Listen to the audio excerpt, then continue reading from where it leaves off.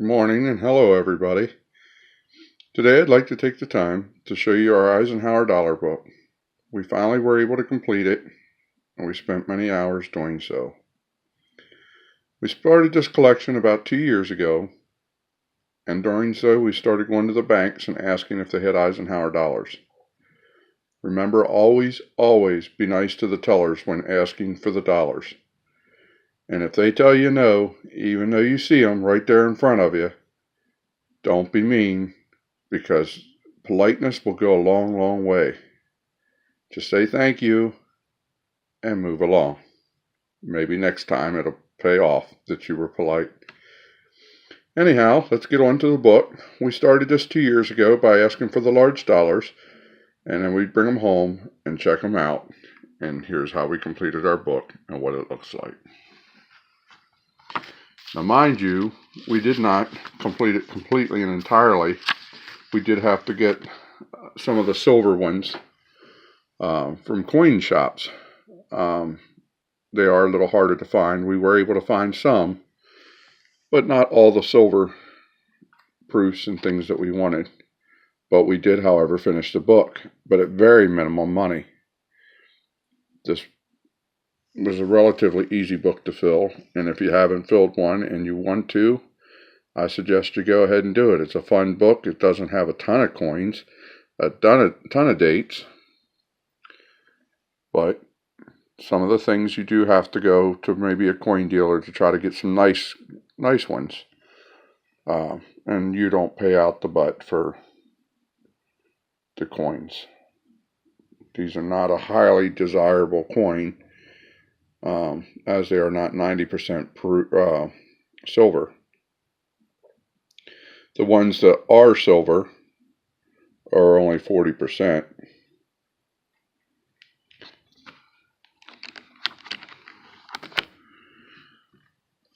But my son and I started this. We really enjoyed it. Matter of fact, when I first started doing it, he was not really into it. He was more into his standing liberty quarters. But when I got to the point where we were only needing about 5 or 6 more coins, that's when he decided he was interested, and instead of being patient, as most children are not, he decided to go to a coin shop and buy the ones that we needed.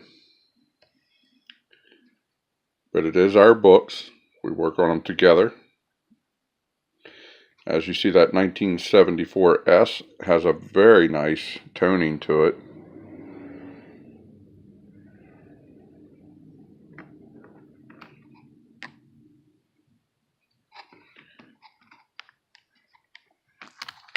What I do with my extra ones that when I get from the bank, I know a couple people I work with often ask me if they have any or if I have any, and I'll give them whatever I don't need. I don't have a problem letting people have them for $1 on $1. After all, that's all they are.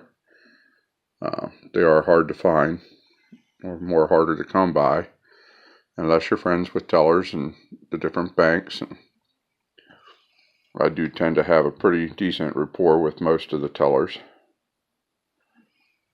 And that's something that takes time. You have to be nice and show up, and show up again. Just keep coming in the bank. Be polite. Be nice. State what you want. Tell them why you want them. That's another thing a lot of tellers tell me. They get irritated when people go in there and they want certain coins. They want rolls of whatever, halves, dollars. And they get upset when they ask people, what are you looking for?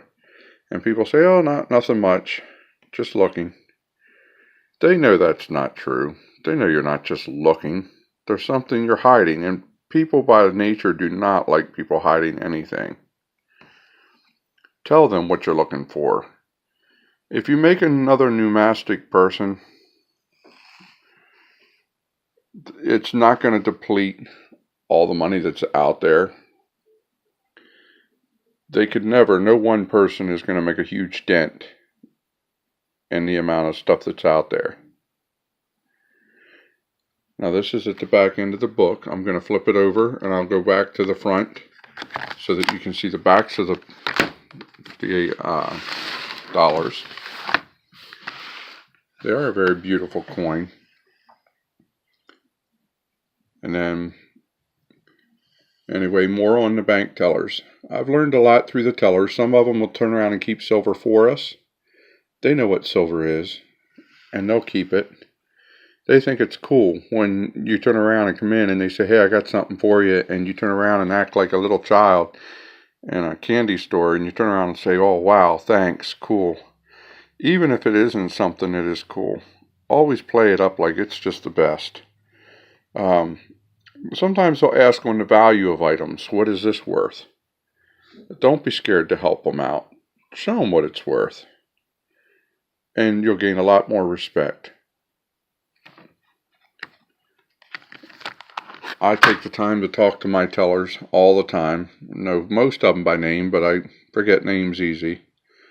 What you're looking at here, this is a type 1 dollar. Okay, they made these in type 1 and type 2 dollars. Now, we always pull the type 1s because you don't see them as often. But this here is your type 1. See how the bold lettering is? Now, here's a type 2. This is when they changed from the little dollar to the large boxy letters. Now take notice here. Very thin letters. And this in here, there's another type 1. Type 1, type 2. They started out, the first part of that meant making the boxy letters, but decided to go with the thinner letters. I guess it looks more clean to them, and that's the way they went. Eisenhower dollars became popular when they faded out the actual silver dollars, and like the Morgans and the Peace that were 90%ers. They made these, and some of them were 40%, but very few. Just certain years. They were later phased out. Nobody wanted to carry the large dollars anymore, so they phased them out. And there's that 1974 that was toned. They phased the large dollars out, and then later on they brought in the smaller dollar, which would have been your Susan B. Anthony's. They ran them just for a short couple years, and they phased them out again. And then later on they brought out the gold dollars with Sacagawea. And since then they've been trying to bring back popularity by making dead presidents on them and different things. Trying to bring collectors back, but the gold coin just isn't working the same as the old large dollars. People like this larger dollar. It feels better in your hand. People love to feel the weight of money in their hand. At least I do. And I don't know what it is when you get silver and you put the silver in your hand.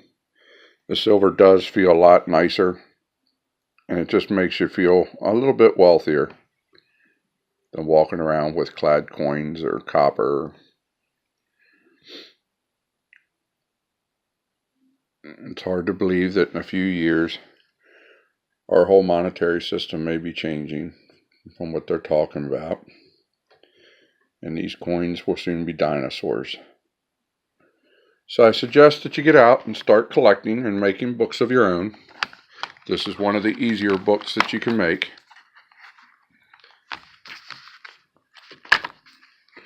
And you have to excuse that. I popped it when I flipped the page. Take the time and make your own books. Ladies and gentlemen, I promise you that in the end, whenever you have these books finalized, they are cool to have. They're fun to show. I know that whenever we have family come over and the children are bored, as older people, we don't have a lot of toys and a lot of things to keep young children or anybody occupied. So it's fun just to sit down with them with some of the books and talk about the coinage and that we have and show them the books and tell them about how old the coins are and talk about where the coins have been. Let the kids use their imagination as to where they've been, how many people have touched them, what they may have bought. But I will go ahead and get off this video. Thanks again for watching. This is the Silver Santa. Subscribe below.